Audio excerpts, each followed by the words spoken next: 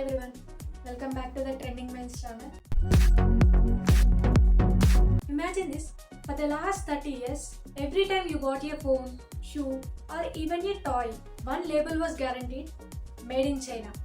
China was the world's factory, cheap labor, massive factories, lightning fast. No country could compete, but today the miracle story is cracking. China's economy is slowing. Factories are shutting, investors are leaving, and millions of young people are jobless. And here is the million-dollar question.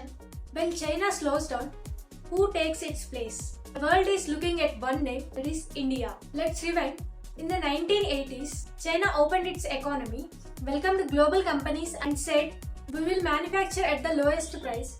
By 2000s, China wasn't just a country, it was the factory of the world. iPhones, sneakers, laptops, even steel. Almost everything came from China. But today, the things are different.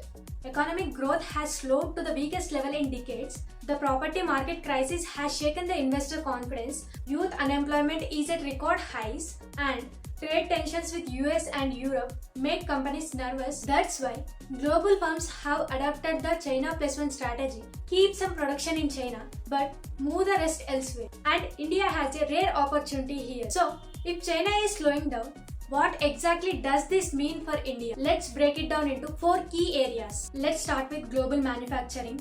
Companies are no longer relying solely on China.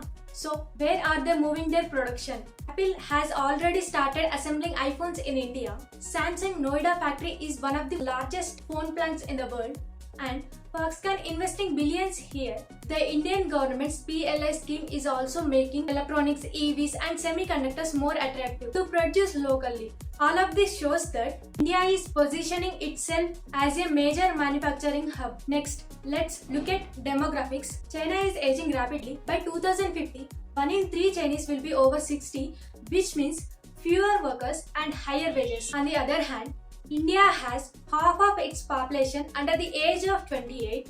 That's hundreds of millions of young, energetic, English-speaking people entering the workforce. This makes India extremely attractive for industries that rely on labor, innovation and long-term growth. Another factor is geopolitics. After trade wars, tariffs and rising tensions over Taiwan, companies cannot fully depend on China. India, despite its challenges, is a stable democracy and politically aligned with the West. This makes it a safer choice for global investors looking for long-term stability. Finally, it's not all smooth sailing. India still faces challenges like poor infrastructure, high logistics cost, and a skill gap in the workforce. Ports are slower, power supply can be inconsistent, and workers need training for high-tech manufacturing.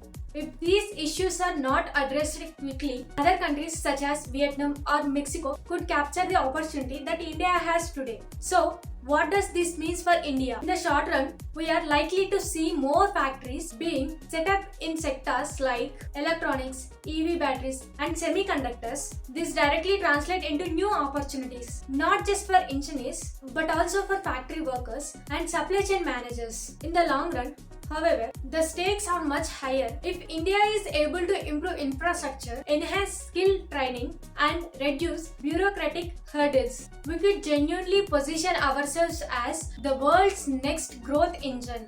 But if we fail to act, India will remain primarily a services hub, excellent in IT and outsourcing, but never achieving true manufacturing dominance. China's slowdown is not just a news headline. It is a once-in-a-generation opportunity and a call to action for India. The world is watching, investors are waiting, and history will remember.